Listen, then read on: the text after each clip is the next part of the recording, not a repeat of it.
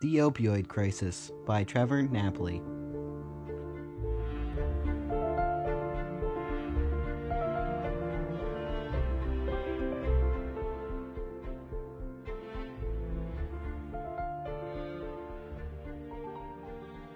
What is your name? Doyle Heffley. What is your profession? I serve in the State House of Representatives. I represent the 122nd District in Carbon County. How long have you served as a state representative? I was first elected in 2010. I started serving in the House in 2011 to currently 2019. Do you feel like there's an opioid epidemic in Pennsylvania? I think there's a national opioid epidemic, and I think here in Pennsylvania we're dealing with it. It's affecting us as much as it is the rest of the nation. But yes, it is. There are areas that have been hit harder than others. But yes, this is definitely the number one health crisis that we're having in our state at this time. What legislation has been passed in Pennsylvania since you were elected to help fight the opioid crisis? Well, in 2011, I was appointed to the Human Service Committee, and the Human Service Committee focuses on dealing a lot with Department of Human Services, which oversees Medicaid, also the secretarial position, the Department of Drug and Alcohol. So with that role in that committee, we put forth proposals to start up a prescription drug monitoring program. I also sponsored House Resolution 659, which set up the opioid task force, which I served on, which came back with the legislature of about 17 recommendations to combat the opioid crisis. One of them was the prescription drug monitoring program. With those recommendations, we needed to enact 10 pieces of legislation. We did that. We also passed and enacted the prescription drug monitoring program, and we cut down on the overprescribing of opioid medications, which was a leading cause of the opioid epidemic, significantly. Over 50% right now reduction in youth prescribing, and about a 23% overall reduction in prescribing, and we're still seeing those numbers coming down. We also instituted no more than 7-day prescribing in emergency rooms. Any opioid prescribing or benzodiazepines or addictive medications have to be put into the prescription drug monitoring program, so that the doctor has that data when they put the information in, and the pharmacy does when they fill those scripts to keep patients from doctor shopping. We also put the Pennsylvania Medical Society enacted prescribing guidelines, directing to doctors on how to prescribe certain types of medications, and in that would be opioid medications as well. So we did a lot of legislation to really start to curb that. However, we still have more legislation to be done right now. We're doing a warm handoff task force, which warm handoffs is somebody has a non-fatal overdose. That's the number one indicator if they're going to have a fatal overdose, if they've already had a non-fatal overdose. So what we want to do is identify those folks and get them into treatment right away. The other thing that we're working on right now is a registry of a database that we can have folks be able to find a bed detox. So a bed registry would be like a room or availability in a detox facility, so that when somebody wants to go into treatment, they will be able to look in the system and find out where those beds are available. That bill has passed the House. It's a bill that I authored. It's in the state Senate right now. In Carbon County, we're one of the top counties for percentage of overdoses. So it's the unfortunate thing with our situation here in Carbon County is in many aspects, Carbon County is located in the center of transportation, right? So we have the Turnpike goes through here, Route 80 crosses. But you have the Lehigh Valley below us in Philadelphia, New York, and Hazleton. So we're kind of a corridor. And because of that, a lot of the heroin that has been coming into our area has been very strong, and a lot of it has been mixed with fentanyl. And fentanyl is that's the leading cause, the cause of the overdose deaths, is the fentanyl. It's much more potent. Fentanyl is like a synthetic opioid, and it's much more potent. And unfortunately, in our area, we're seeing more fentanyl, and that's why we've seen such a spike in deaths. We're still having overdoses, but we're seeing more overdose deaths because of that. So it really is a very big issue, and like I said, more people die of accidental overdoses than any other cause of accidental death, the car accidents or anything else, and that's so it is something that we need to take very serious, and everybody needs to be aware of. So. What else do you think can be done to stop the opioid epidemic? Well, I think the key, the primary key to what really drove this epidemic was how the medical establishment started treating pain, right? So opioid prescribing in the early 90s, they deemed that opioids weren't addictive and they had to treat pain, right? So the medical society had a huge push to treat pain as the fifth vital sign, and they started over-prescribing or prescribing more and more opioids. Heroin and opioids and opium has been around forever, right? I mean, we've seen it after the Civil War. There was a huge morphine epidemic. A lot of soldiers that were wounded in battle were given morphine and became addicted to it. It's a very powerful and very addictive drug. With that said, the more information and more education of doctors, the prescribing database, so we can track doctors that are prescribing or could be over-prescribing, what they call pill mills, where they're just writing scripts. That was the key, because so many people were introduced to the opium the first time through the medication. You had a lot of people that were injured in car accidents, had a dental procedure done, had surgery, and were given prescription drugs and wound up getting addicted to them. And after they became addicted to them, then they switched to heroin on the street, because your oxycodone or your Oxycontin pill, it's the pill form of heroin. It's the same thing. It's just in a pill form, right?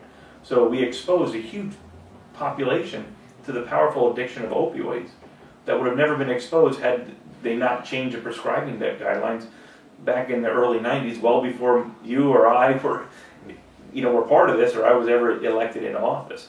So I think that was one of the main keys, was changing how we prescribe opioids. Second is enforcement.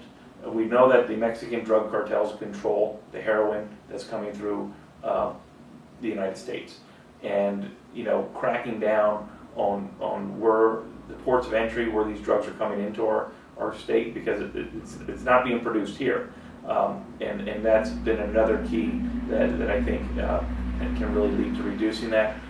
More money for treatment. If we can get somebody with an addiction issue into treatment and get them clean, and you cut down on that demand on the street, then those drugs aren't going to be there. Unfortunately, as we've seen, whether it was opioids, whether it was cocaine, or any other marijuana or any other illegal addictive drug, as long as there's a demand there's somebody's going to be wanting to fill that demand, right? So I think trying to get as many people as we can into addiction treatment, educating younger folks, and unfortunately, a lot of younger people that are there today, that are in school today, that are your age, have seen way too up close what this opioid epidemic has done. It has ravaged lives throughout our Commonwealth. We have lost far too many folks. We've lost more people to opioid addiction than we lost in the Vietnam War, pretty much on an annual basis almost. It's incredible. There was a whole generation that was blindsided by the powerful addiction of opioids. So what we need to do is educate folks, make sure doctors aren't over-prescribing, crack down on the pharmaceutical industry's practice of over-prescribing and overselling opioids, and at the same time keeping the illegal drugs, the fentanyl, which is really killing people right now, keeping them off our streets. So it's there's not one answer to it. We have to attack it at every level. And at the same time, we do a drug and alcohol awareness expo.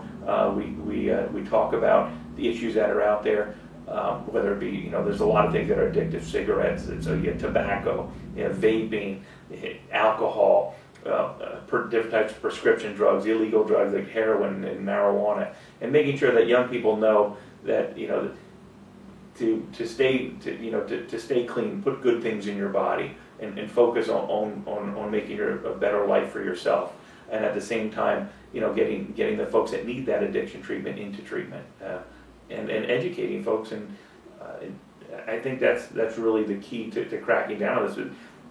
There's always going to be the new drug or the new thing that's out there, but this opioid, because it's such a deadly drug, it's such a deadly disease, that we really had to do everything we can, and we're still right in the middle of it. We still have a lot of work to be done.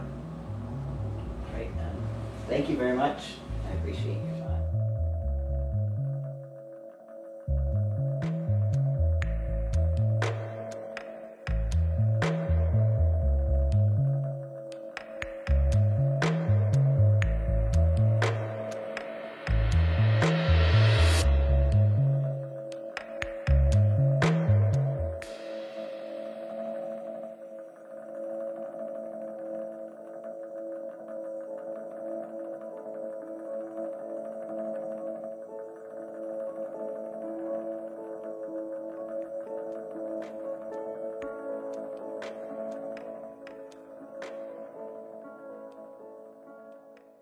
What is your name?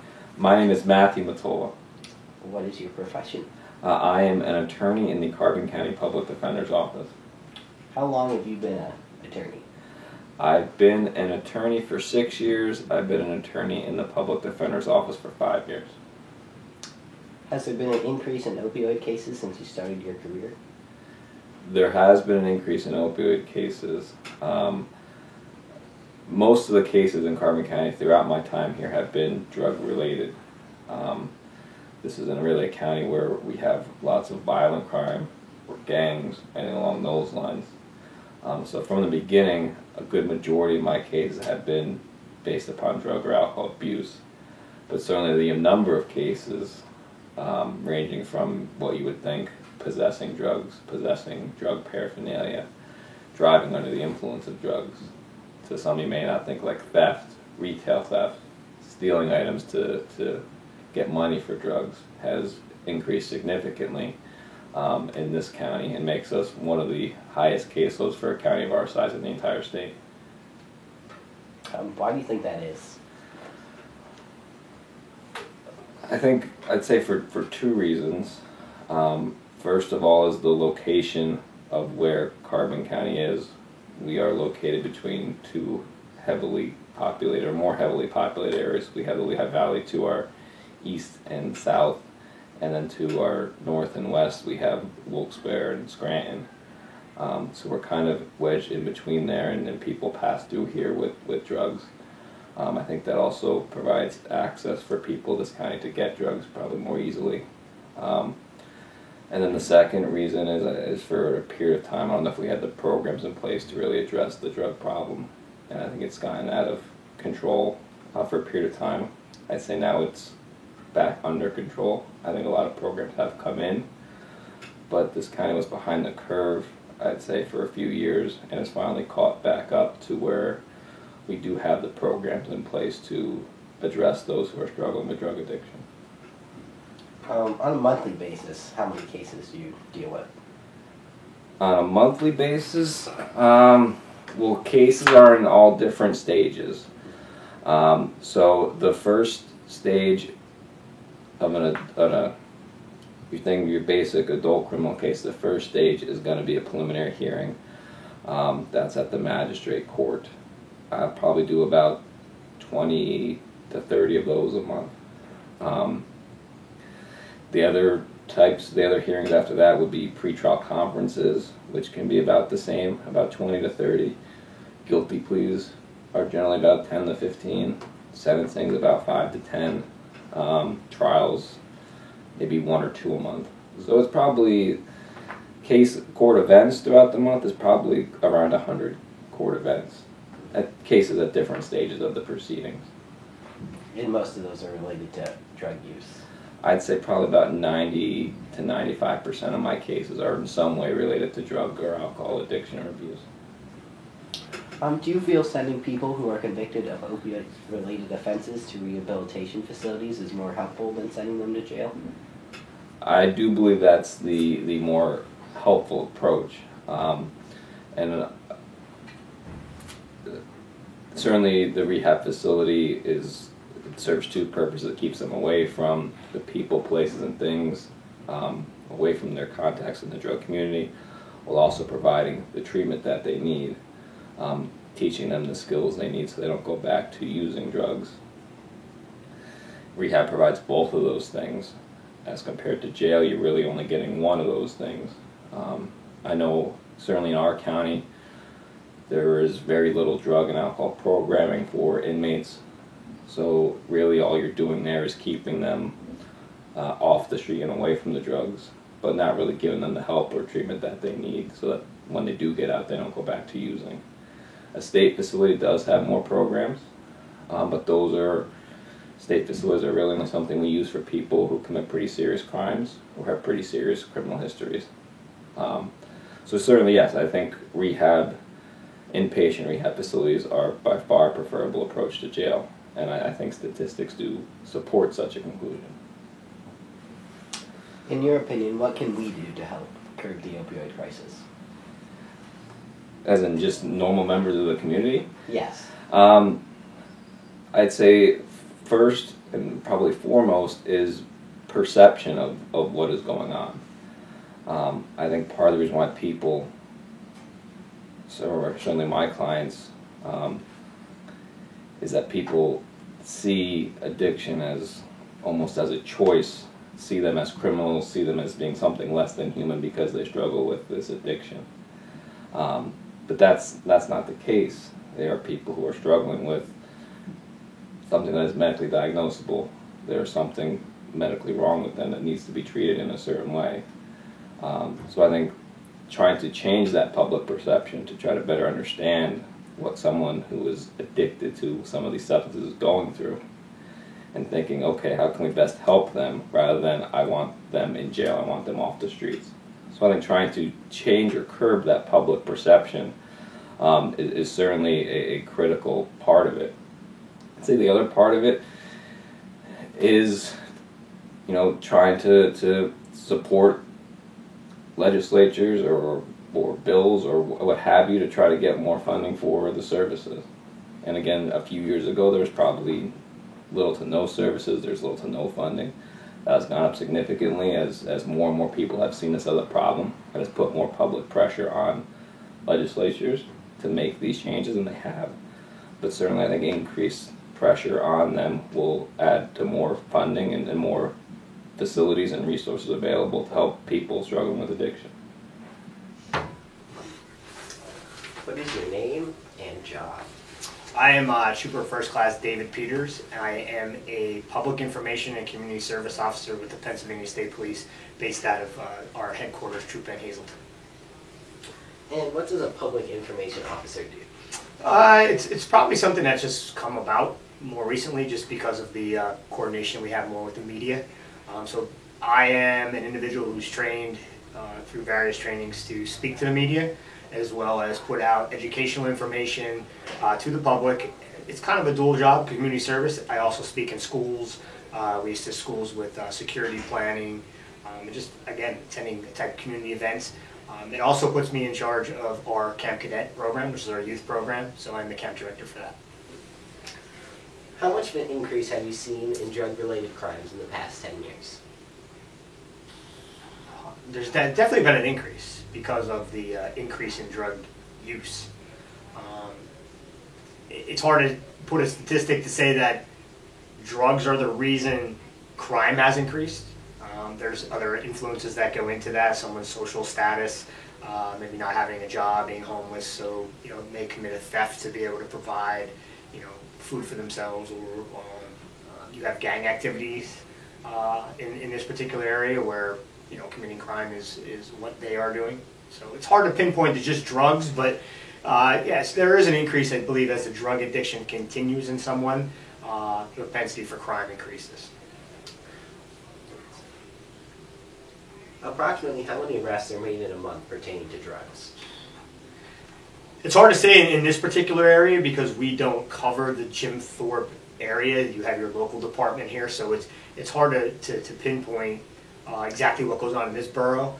We have officers out of our Lehighton barracks that you make drug arrests all the time, as well as we have units that do what we would refer to as drug interdiction work on the highways. So there's a lot of traffic stops that reveal drugs that are removed from society before they even get to the communities they're trying to get to. And because of our interstate system, you might have drugs coming from New York, whether they get stopped in Monroe County on Interstate 80 by the outlets, they might get stopped by the racetrack area. They might even get all the way to like our Bloomsburg type station where somebody goes ahead and understands there's some factors there indicating that someone's trying to bring drugs into the community.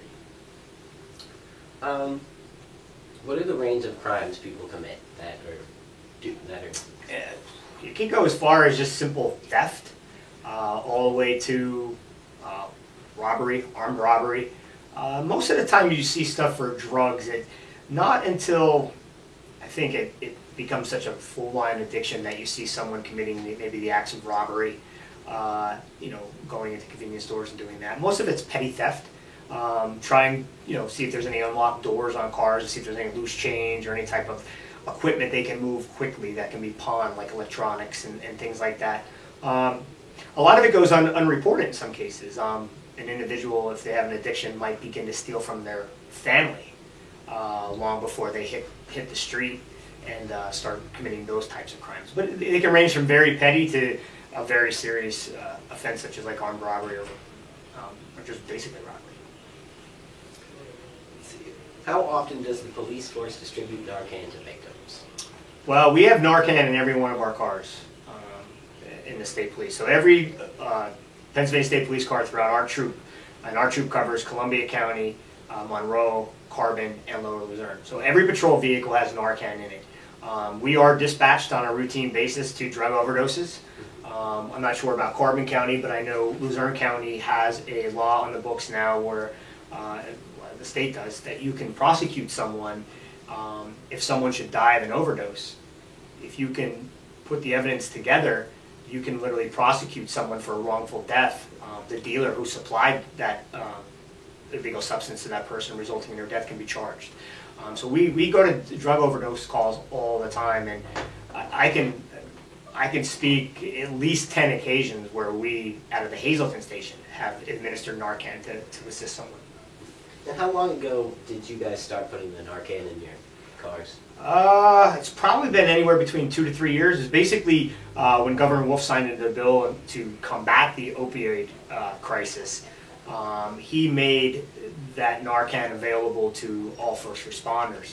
So it just wasn't ambulance personnel receiving it now, it was all law enforcement, because sometimes law enforcement is there before the ambulance being in the area when they hear the medical call. So it was important that everybody have them. I believe the increase, that there was some talks of Narcan being in schools. So you might have to check with your nurse to see if they have Narcan here.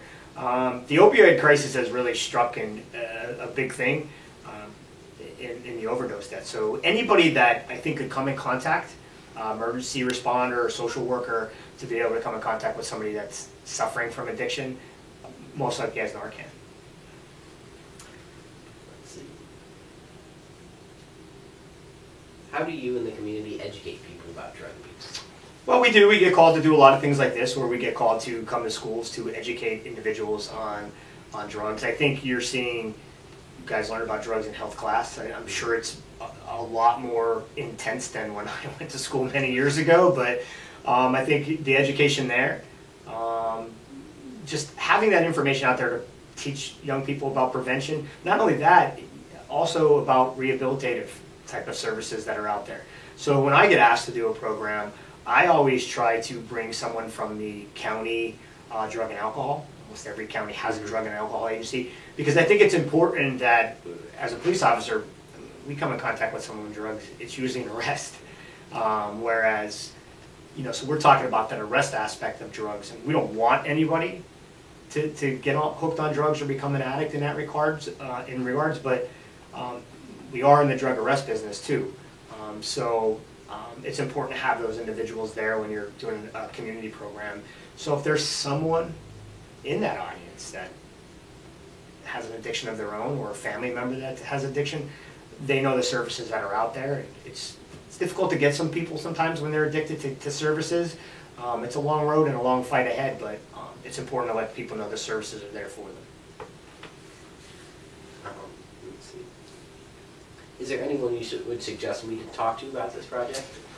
If you haven't spoken to anybody in your drug and alcohol county agency, absolutely. A lot of schools have drug and alcohol counselors as well. So they may not be hired by the school, but they might be contracted from the county. So that is definitely someone to speak to. I would also think too, I know they just recently changed, but the Carbon County District Attorney's Office. They most likely have someone who's attached to the Drug Task Force, as well as the prosecutions that they see. Because they have a direct correlation with, so a police officer brings a charge of drug possession or crimes. A whole background goes into what type of punishment might go for that person, especially if it's like their first or second offense. But in that kind of court background, to put them, if they're going to put them in probation or on incarceration, you get like a pre-trial or post-sentencing type of background on someone. So they might be part of providing services for that individual who's suffering from addiction. So they would really have a strong beat on how many cases they're seeing within this county, as well as the services that are out there for people in the county.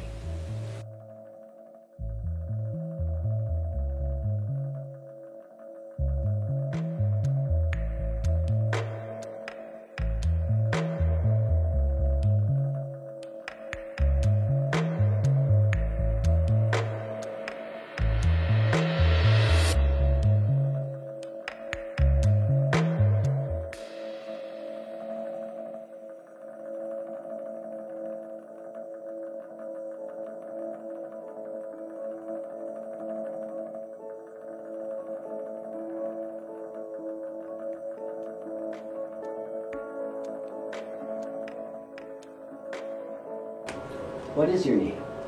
Bob Jones, What is your profession? probation and parole. What do you do? It's the district director of the Scranton Parole and Probation Office. Well, I started as a parole agent for 2 years, and then I was a parole supervisor for 6 years, and I've been the district director for 12 years now. We supervise 2,600 parolees, probationers, in a 9-county region of northeastern Pennsylvania. And I have a staff of 40 parole agents, 5 supervisors, and 5 clerical that work out of the headquarters here. And you said how many people in total were on parole in these counties? Thanks. 2,600. Also, what programs do you offer for parolees for if they were committing a drug crime and they got out of state parole? Well, we have graduated sanctioning, progressive sanctioning. The first sanction may be just a written warning not to use again, especially if it was like a drug like marijuana. We're finding more and more of our parolees have the medical marijuana card. I think the count probably is about 200 out of our 2,600 have the medical marijuana card. But for other substances such as methamphetamine, cocaine, opiates, we would probably take a more direct approach. At a minimum, we would refer to outpatient treatment. If that wasn't working, we would look at the intensive drug and alcohol caseload, which is a special caseload that's supervised at a more intense level for 90 days before returning to a general caseload. We would also consider inpatient drug and alcohol programming. Now, inpatient drug and alcohol programming could be 2 prongs. One prong would be the state would pay for it. When that happens, we submit requests to the Bureau of Community Corrections, which is a branch of the Department of Corrections, and they tell us which vendor for agencies that have contracts with the Department of Corrections. The other avenue of approach would be consulting the single county authority, and every county has a single county authority, and we would go through them to coordinate a drug and alcohol program for a parolee.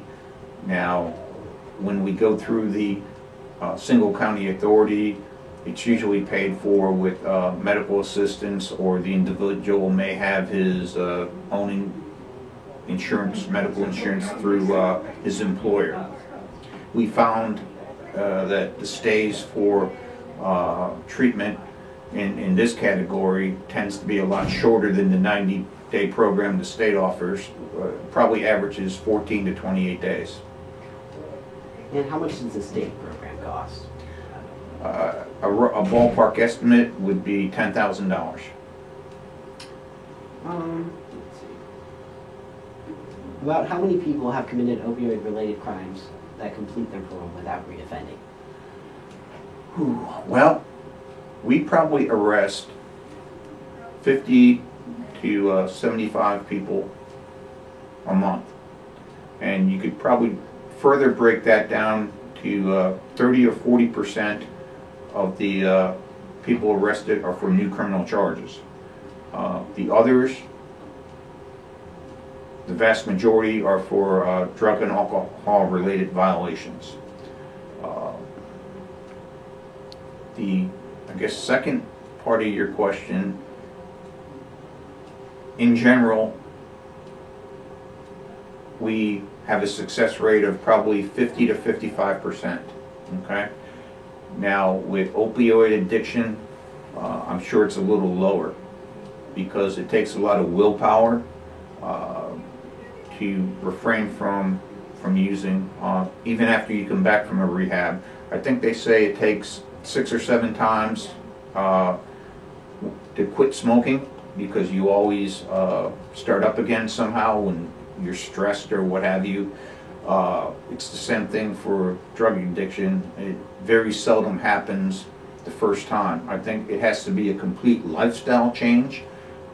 We encourage people to participate in AANA, to get a sponsor, to get a home group, and from my past courses in drug and alcohol studies, someone going to AA or NA needs to go at least 3 times a week to minimally to be successful. I found when I was a parole agent many years ago, I had a select group of offenders that had drug and alcohol problems, 12 of them about. And as I recall, they were all involved in AA, NA, and they were going to outpatient counseling, and 11 of the 12 were successful. Whereas the other group of parolees I had, the other 60 to 70, they were probably only 50% successful. So if you're committed to sobriety and that kind of lifestyle, I think you can make it, but you have to have the commitment. Could you run through the steps for me after someone would get arrested for these crimes? Like, what if they had the option to go to rehab? How would that go? Like the detox and. Sure. If we arrest someone on a technical parole violation, which could be drug and alcohol use, if it's a substance such as opiates, we're going to have to detox them. They can't go to a drug and alcohol program under the influence or detoxing because of insurance rules and regulations. The facilities won't take them unless they're clean. So if we cannot arrange a community detox, then we detox in a state correctional institution for 10 days. Community detox tends to be a lot shorter, 3 to 5 days. Community detox, we found that a lot of the people we put in community detox leave against medical advice, whereas if we put them in a state correctional institution for detox, they can't leave till we get them out. And then we would programming them for inpatient treatment, and like I said, if it was under a state contract, it would be for 90 days. If it was via a private provider, it would probably be 14 to 28 days. And where is the closest inpatient rehab facility to Carbon County? To Carbon County, Joe? Probably White Deer Run. White Deer Run. And where is that? That's up near the Whitehaven area. But it's not necessarily, we don't use the closest, it's a constant battle, okay? It could take hours and hours to get someone a bed date, and sometimes you're calling 5 different places to see if they have a bed.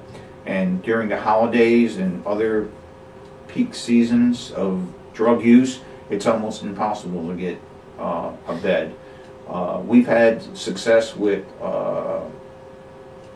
Endless Mountains Recovery Center up in the Tunkhannock area, up by Keystone College in La Plume, probably about 18 miles or so from here.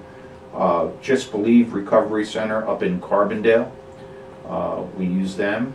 We also use the Keenan House in Allentown. We use the Sienna House in Harrisburg, just to name a few.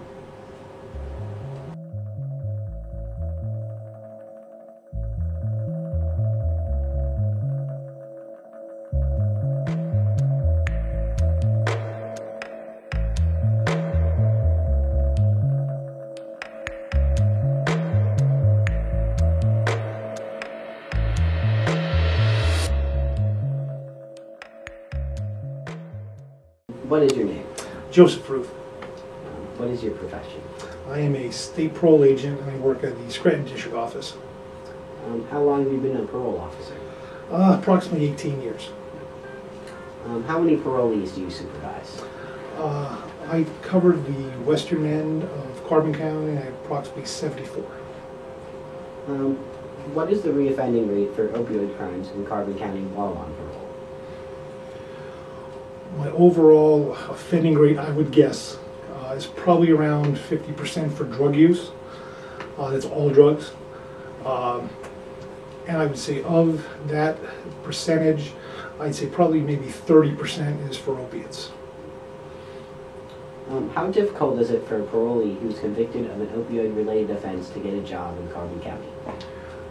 Thank goodness, it's not that bad. It always poses a problem to get a job when you have a criminal record. It makes it tougher than your average citizen. However, there are plenty of jobs out there. Now the economy is good, and so it's definitely in an employee work environment as opposed to employer. However, the issues with the opiates that hurt them is once they begin using, they do it before in the past, they tend to, because once you get involved with opiates, it totally consumes your life. And so unfortunately in the past, they have lost jobs due to not showing up for work or poor work performance. So unfortunately they don't have a great work history. And so that kind of follows them because employers want to know what you did prior. However, when somebody gets out and they are clean and they do show an effort, there are jobs out there. So it is a little bit more difficult than the average citizen. However, as long as they are clean and are working their recovery, they can get a job and they can maintain it. But the main thing is that they're involved in their treatment, they remain sober. What are the requirements that parolees have to follow after they get out of jail if they committed an opioid-related offense? Okay, if they come out and they get re-paroled, what will happen is they'll have to go and get another drug and alcohol evaluation. And then once they meet in Carbon County, it's Carmen Monroe Pike Drug and Alcohol on 7th Street in Lehighton. We deal with them. They'll get an evaluation. The drug and alcohol specialist there will then determine on what type of aftercare or ongoing treatment they need. So they'll have to follow that. If we have somebody who's on parole and then they relapse, and then we put them into a rehab either through the private insurance or through the Department of Corrections, if they successfully complete the program, they come right back to their approved residence. At that point, as they leave that drug and alcohol center, what they'll do, they'll provide that person with an aftercare plan. And depending on what their needs are, they'll either have to do outpatient treatment, which is, they'll definitely have to do that. But if it's very severe, depending on what type of drug and how long they've been on it, the inpatient facility, when they release them, they'll recommend intensive outpatient. Or for example, outpatient treatment on a base level might be once or twice a week. Intensive outpatient treatment is 3 to 4 days a week, usually 3 to 4 hours per session. So again, that just basically will depend on what their individual needs are needed and what's been required by the either the drug and alcohol provider in Carbon County or the drug and alcohol facility that they were just released from. What rules do the parolees have to follow after they're in their approved residence and they're out on parole? Basically, the first thing is their approved residence is their residence. They can't sleep anywhere else but that residence. They don't have the opportunity, well, I'm going to sleep at my girlfriend's house tonight, or I'm going to go stay at my cousin's house. Every night they must lay their head in their approved residence. Initially, when they first get out, 9 times out of 10, they will have a curfew. So we will work that curfew around their work schedule. For example, if they work 9 to 5, I usually let them stay out to about 6:30 because after work they may need to go do some food shopping, might need to buy some clothes, they might have a meeting that they might need to go to. However, if they first get out and then they're not employed, their curfew is usually about 5, 6 o'clock is at the latest. They have to be in their house by 6 o'clock at night, and they won't be able to leave till 6 o'clock in the morning. So those are some ones they first get out. And they will keep that curfew on until they become employed as well. So for example, normal time, when they first get out, that curfew might extend for, let's say, 30 to 60 days. After 60 days, if they're still not employed, that curfew will remain on until they do become employed. Another thing that they're responsible for, they need to go to drug and alcohol meetings, AA or NA. They must attend their prescribed outpatient treatment. Another thing is, once these people are convicted, they either owe restitution to a victim, or if they don't owe any money to a victim, for example, if they stole something of value, they would have to pay that money back. And if they don't have a victim in that sense, they still have the court cost. So they have to maintain a payment plan with the Carbon County Collections Office. And so every month they got to pay on that. Along those lines, being on supervision, it costs $30 a month for supervision fees. So they're required to pay us $30 a month as well.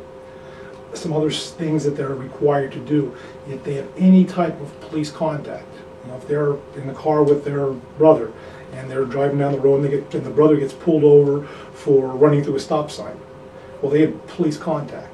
They're required to give me a call, even if they didn't get arrested, even if they didn't do anything wrong. They're required to let me know, hey, Mr. Ruth, me and my brother, we were in Jim Thorpe and we were driving home and he was speeding. We got pulled over. We got pulled over by, Officer Smith, and and then another thing along those lines, it's called status changes.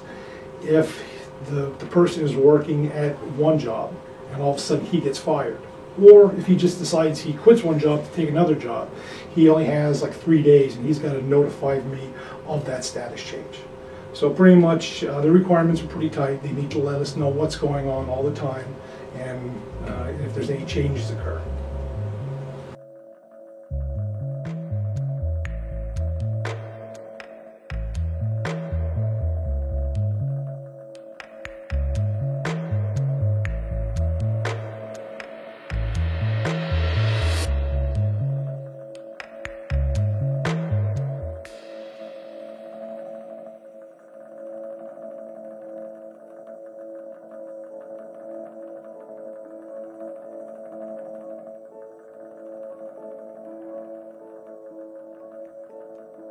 What is your name?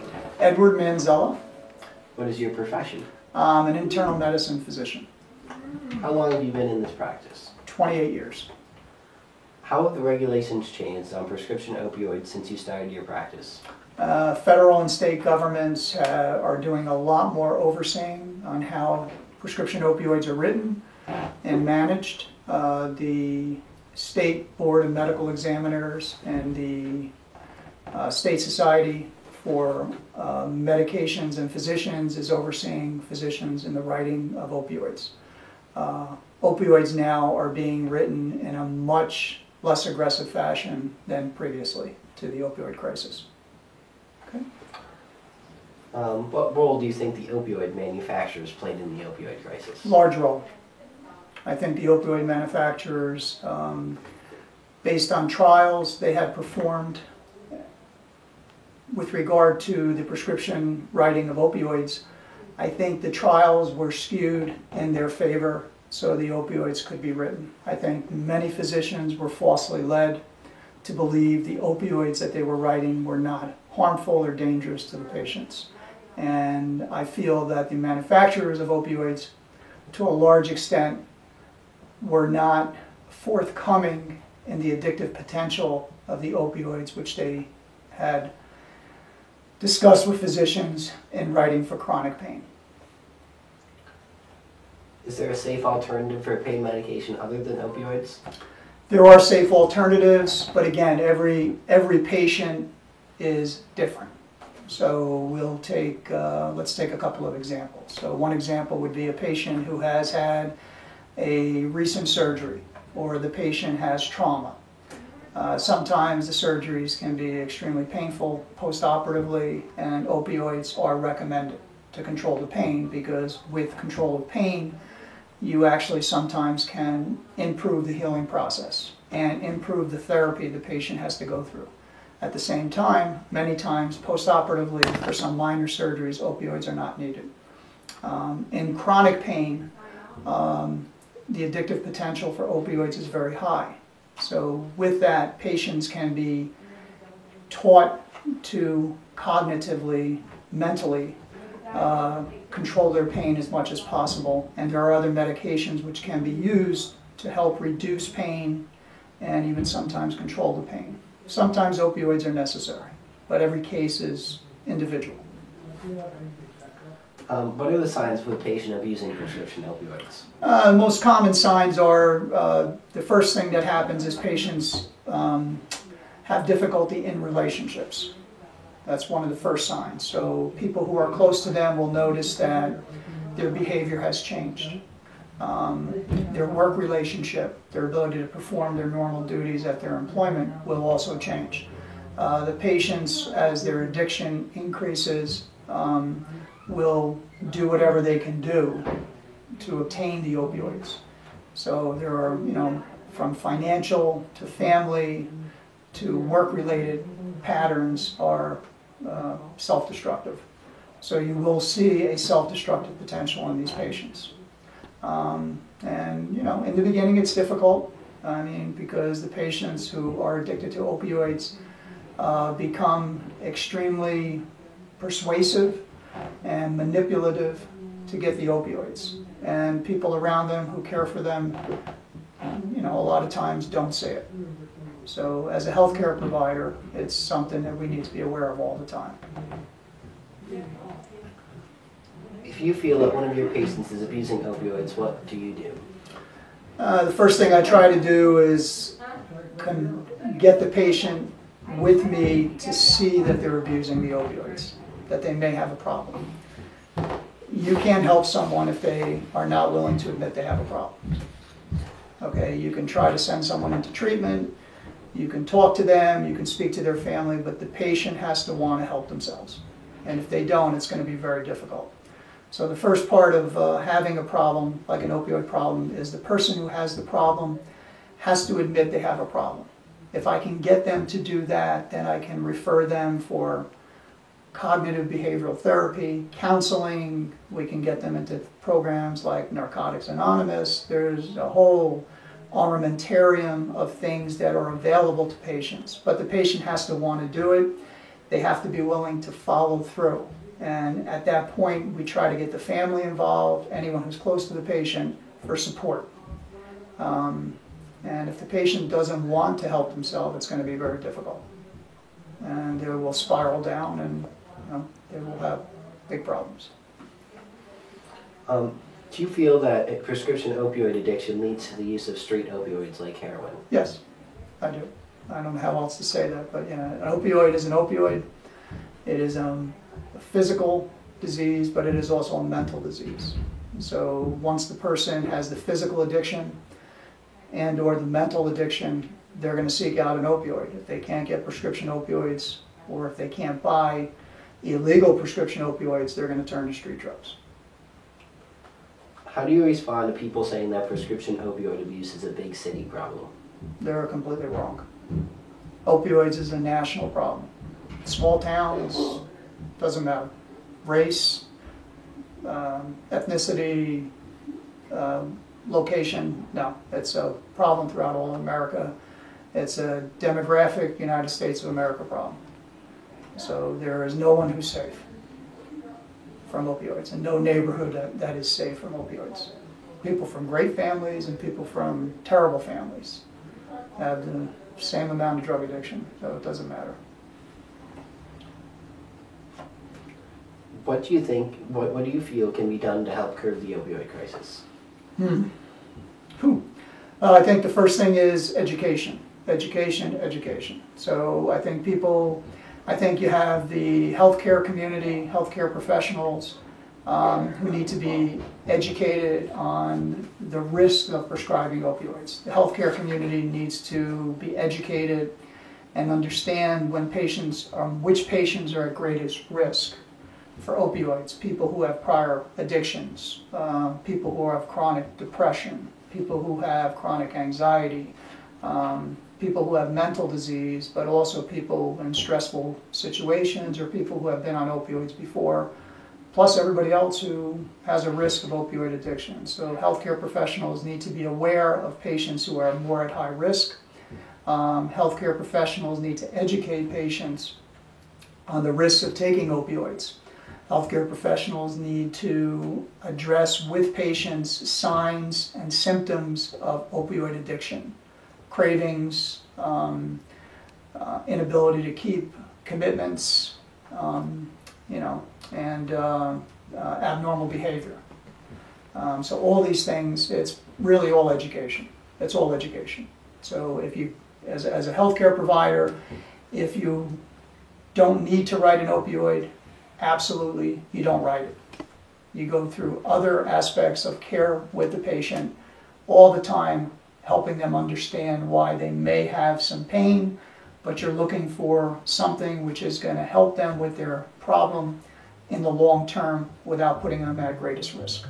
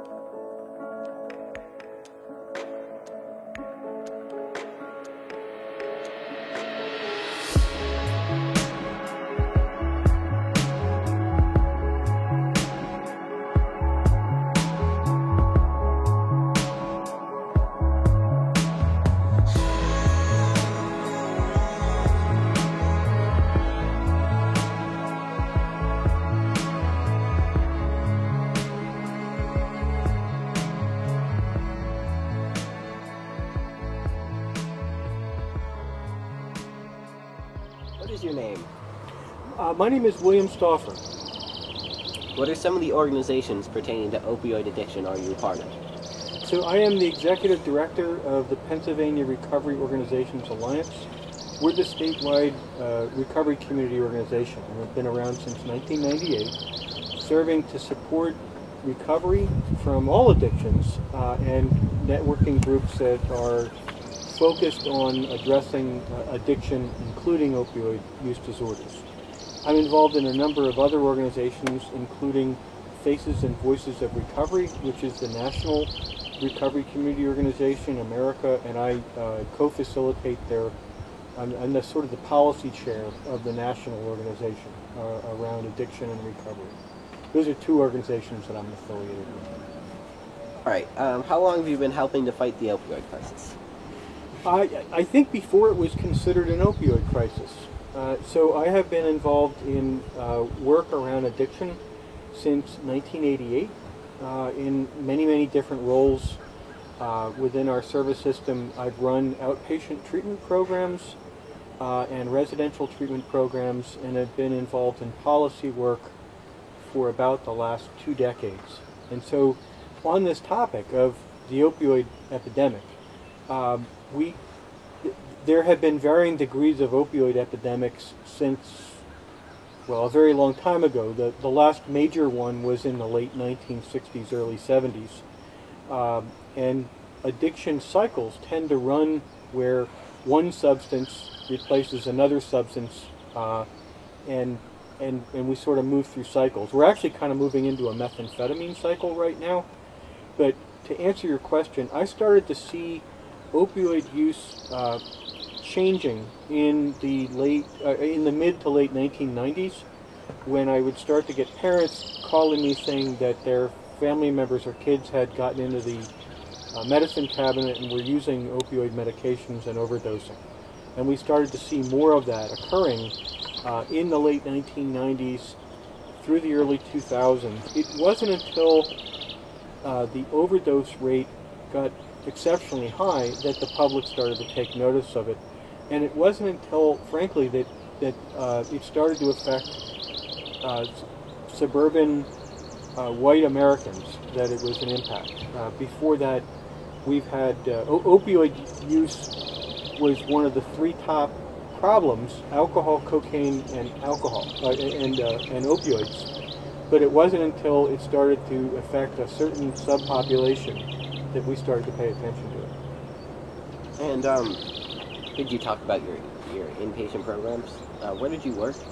When did you do that? So I ran a program called the Halfway Home of the Lehigh Valley from around I was a clinical supervisor there. I was there from 1998, and I was the program director of that organization when I left it in 2012, and I had done that for 14 years. And that's a 40-bed residential facility located in the Lehigh Valley, focused on long-term care. So our average patient would come in with nothing, maybe a plastic bag with some of their belongings, and we would work with them to get them back into recovery, take care of their medical, psychiatric needs, get them out into the world and employed. Most of them would come in on welfare. Most of them would leave with jobs and employed with safe places to go, a job, and a support network. So it was a program that I was really proud of. But I assume they're still doing the same thing. They're still there, and I'm still supportive of their work. Are you so passionate about this cause? I'm a person in long-term recovery. I've been in recovery since age 21. I'm also a former Boy Scout, so I applaud what you're doing here. And I ended up with an addiction problem that started when I was in my teens and came to a head when I was 21 years old. And I realized that I had a problem, and I sought help. And I've been in recovery since age 21. And I since then learned a lot about what causes addiction and have seen a lot of people that I love get impacted by it. Addiction affects 1 in 3 Pennsylvania families, and it's something that we don't talk about because there's a lot of shame and stigma around addiction, when in reality I also am a college professor and I teach at a social work school. When I talk in school about it, there's 3 main factors related to addiction. One is genetics. There is a higher predisposition in some families for becoming addicted. It doesn't mean if you have a family member who has an addiction problem that you'll automatically get addicted. I am short. I have a tall brother. Genetics doesn't work where everybody gets it. That's a main factor. Trauma is a main factor. So exposure to trauma, sexual, physical, or emotional trauma, ups the risk factors for becoming addicted. And the third factor is age of onset. So the earlier in life that you experiment with drugs and alcohol, the more likely that you will end up with a problem. And I actually did experiment when I was very young. And so some of those factors I had, and I come to understand why it is that I ended up with a problem. And it was not a moral issue or a weakness issue. It was a matter of those factors. When you appeared before the Senate, what were you able to accomplish? So I was asked to testify in front of the United States Senate Special Committee on Aging 2 years ago by Senator Bob Casey, who is the ranking member of that committee. Senator from Maine is, I just lost her name. I'll think about it in a minute. But is the chair of the committee, and the committee was looking at the opioid epidemic and its impact on America, and particularly older adults. So older adults are one of the age groups that are being impacted at a higher rate, oftentimes because they will be prescribed opioid medications, and they have some of those risk factors, particularly as some of our older adults who were young people in the 60s. It's sort of like a tipping point, and they end up with addiction problems. So we're recognizing that older adults have substance use disorders as well. And one of the things that we're able to accomplish is to bring light to that issue, to get people to think about in Congress the impact of opioid use disorders on older adults. And we were able to get some access to services in Medicaid and Medicare as a result of that hearing. What are your duties as a certified substance abuse counselor? So I have several different credentials. I'm a licensed social worker, I'm a certified clinical supervisor, and I hold the credential of a counselor. I am not using that credential as much anymore because I'm not doing as much direct service. But a certified counselor is someone who meets with and does direct service, providing support and therapy to people in the recovery process. And so those are it's wonderful work. It can be really difficult, but I have seen people go from being homeless to having PhDs, or from never having been employed at all, having gotten into addiction early in life, to getting into recovery and starting their own businesses and becoming productive, active citizens in recovery. And I would say this for people who are watching this video, that what we need to, in America, know about is that people in recovery are some of the best citizens that we have. The things that I've done in my life, which I actually barely graduated from high school. I hold a master's degree, I teach at a university, I've testified in front of the Senate, I've helped set up hearings in the Pennsylvania General Assembly, I've written articles with some of the most respected writers in the world on addiction. And the only thing that's really remarkable about me is that I'm not really remarkable in the recovery community. When we get into recovery, we often do things that we probably would have never done had we not ended up getting into recovery. So we become good citizens, and we take care of our families. Being productive, honest, being people with integrity are very, very important to us. And so as somebody who's been involved in helping people get into recovery, it has meant a great deal to me to watch people on those journeys of recovery. And I think this is the greatest thing that we don't talk about, is that we talk about addiction, we talk about the opioid use disorders, and that it's a leading cause of death in some age groups in America. But we don't talk about 23.5 million Americans in long-term recovery and what they're doing for their communities. And it's actually one of my main missions right now, is to get people thinking about long-term recovery and how to get more Americans into long-term recovery. Because addiction is really our greatest public health problem. Do you feel the number and the quality of Pennsylvania rehab facilities is adequate? That's a really good question. I think that access to services is limited. You know, if you have, as always, if you have a lot of money or really good insurance, you're going to have no problem getting into short-term programming. If you don't, and by the way, if anybody out there ends up having an addiction problem or a family member with addiction problem, and I will provide you this so that you can make sure that it's part of your video. There's a 1-800-GET-HELP line that the state runs. It doesn't matter if you have insurance or do not have insurance. You can get access to care. But access is, the quality of care can be improved. You know, for example, we know that the studies show that 90 days of care is the minimum effective dose of care for someone with an addiction problem. Most people end up getting rehab for 21 days or 18 days. So we're providing less than what people need. And that's not necessarily a function of the quality of the programming. It has to do with how we fund things and how we think about things. So Think about it like if you had an infection, you go to a doctor, the doctor gives you 10 days of antibiotics because we know that you need to have 10 days of the antibiotics to clear an infection. With addiction, what we're doing is providing the equivalent of 2 or 3 days of antibiotics when we know that someone needs a full course. And then we wonder why people don't get better. One of the things that I've worked on, I talked about, I received the award 2 years ago as the National Recovery Advocate in the U.S., is that for people like me, when I hit 26 years of age, I was 5 years in recovery. We're learning that that for everyone who hits 5 years of recovery, the chances of staying in recovery for the rest of our lives is around 85%. And what we need to think about is starting to change our policies so that we support long-term recovery.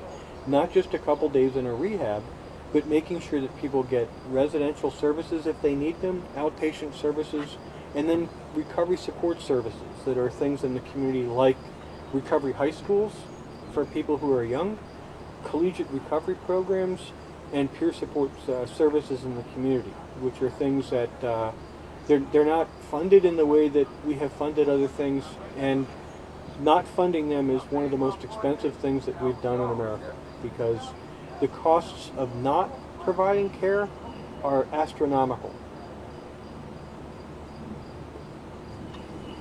And you mean astronomical in a way that, you know, even like then you have to pay for them going to hospitals and instead of, you know, treating them. Exactly. So one of the studies, it's been a couple years now, but Columbia University Center for Addiction Studies did 2 studies a few years ago, and they calculated the cost of not treating addiction versus what we actually spend serving people.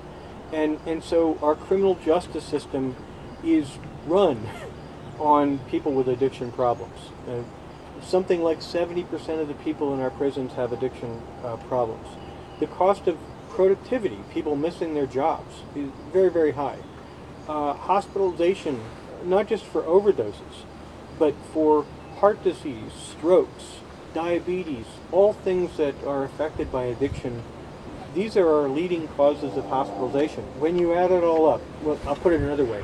The current administration has calculated that the opioid epidemic is costing us 3% of our gross domestic product. So 3% of everything that we've produced is kind of taken off the top because of the opioid epidemic directly. We spend more money shoveling up on alcohol use disorders. So when you add it all up, it's our biggest drain on our national productivity. But the study from CASA called Shoveling Up, what they looked at is how much we spend shoveling up all the consequences versus how much we spend on the problem. And the calculations they came up with is, of every dollar in America that we spend on addiction, 98.5 cents of it goes to shoveling up the consequences of addiction, 1 penny goes to treatment, and about a half cent goes to prevention. So we have a backwards problem. And what we really could do is spend some resources here and get more people into recovery so that they take care of themselves and their families, and they go out to work and they do the things that you know we all want everybody to do. Yeah, from talking to other people, I talked to Joe Heffley, which is our state representative. Mm-hmm. Yeah. I talked to Jamie Drake, who was part of a rehab facility, and they can't find enough beds for these people. They have to call around, and Jamie Drake, they actually do. They have like 20 beds, and they do a 90-day program, but they're always full. Mm-hmm. There's and they say there's no rehab facilities, inpatient rehab facilities in Carbon County itself. So. And that's true. So there's a local need, and what they're speaking to is actually a funding issue. So we haven't funded it in the way that we need it. So they're accurate. Sometimes it's very, very difficult to get into programming, and we have to take a look at that. So oftentimes what we're doing is we're actually we're setting up a triage. So somebody who has a severe opioid use disorder may get in, but somebody who has a severe alcohol problem is not going to get in. And so we make these choices, and what happens is all of the persons with these conditions are getting worse. And so they're correct. You know, we actually do need to spend some more money on putting the infrastructure in place. But then beyond that, setting up the rest of those services. And people would say, well, this is very, very expensive. It's a fraction of the cost of not doing it. Yeah, and even afterwards, like, you can't just send them to the rehab facility and then never talk to them again. And you're not providing them the resources they need to, you know, stay away from the things they were before. Mm-hmm. Because then you're going to put them back in it and spend more money on putting them back in it instead of helping them through their journey at the end. You already are showing me that you understand this issue better than most people that I talk to. Because I don't really have anything to add to what you're saying, because you're correct. The thing is that most of those services are free or very limited in cost. So when I was 21 years old and I got into recovery, I really had to avoid my entire age group, you know, as people were experimenting with drugs and alcohol. And so finding places to go that were safe was really difficult. So we have these things called recovery centers, which are places for people like me to go, where they can meet people who are doing the things that they're supposed to do and taking care of themselves, for people to be safe. And I don't think we have any of those in this county either. And they can be really helpful. And it's just a matter of getting a building and providing just some basic infrastructure to have people there.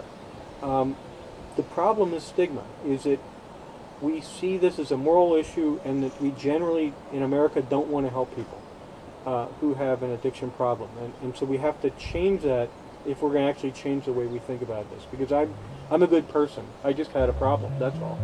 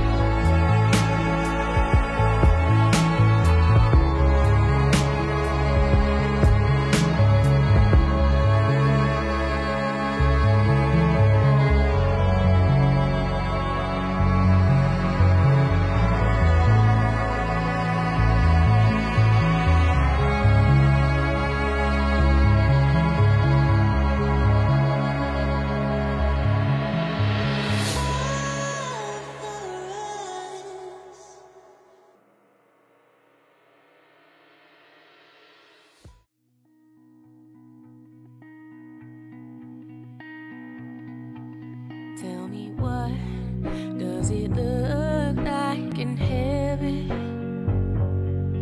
Is it peaceful? Is it free like they say? Does the sun shine bright forever? Have your fears and your pain gone away? 'Cause here on earth the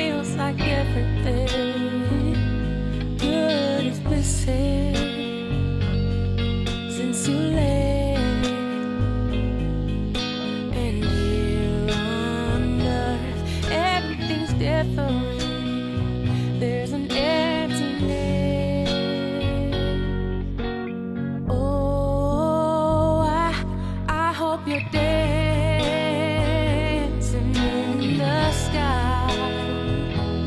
I hope you're singing in the angels' choir. And I hope the angels know what they have. I'll bet it's so nice up in heaven since you arrived. So tell me, what do you do up in heaven? All your days filled with love and light. Is there music? Is there art and invention? Tell me, are you happy? Are you more alive? 'Cause here on earth it feels like everything good is missing since you left.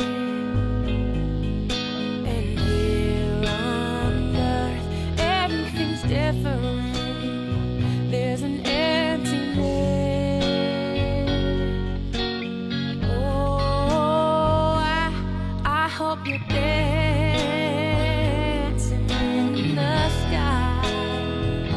And I hope you're singing in the angels' choir. And I hope the angels know what they have. I'll bet it's so nice up in heaven since you arrived. I hope you're dancing in the sky. And I hope you're singing in the angels' choir. And I hope the angels know what they have. I'll bet it's so nice up in heaven since you arrived. Since you arrived.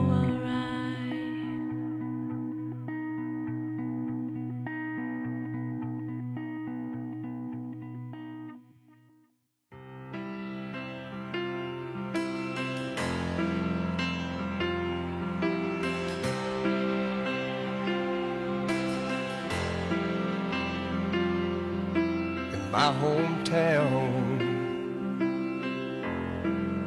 for anyone who sticks around. You're either lost or you're found. There's not much in between. In my hometown, everything's still black and white. It's a long, long way from wrong to right. From Sunday morning to Saturday night. Everybody just wants to get high. Sit and watch a perfect world go by. We're all looking for love and meaning in our lives. We follow the roads that lead us to drugs or Jesus.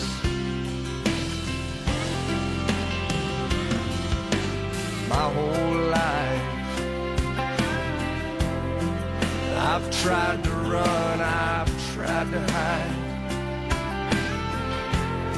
from the stained glass windows in my mind, refusing to let God's light shine down on me, down on me. Everybody just wants to get high. Sit and watch a perfect world go by. We're all looking for love and meaning in our lives. There's not much space between us. Drugs or Jesus.